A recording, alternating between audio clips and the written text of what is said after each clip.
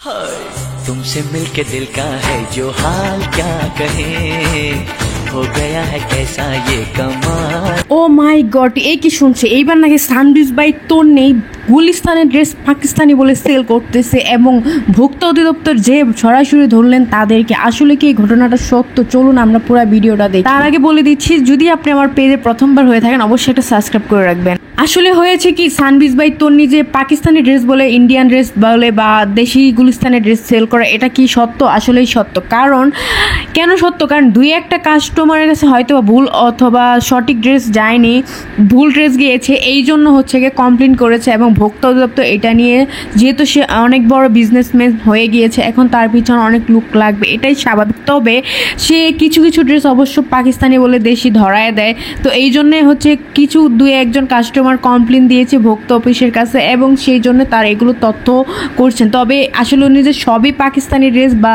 Indian বলে sell করে দেশিগুলো দেয় তা কিন্তু সত্য না।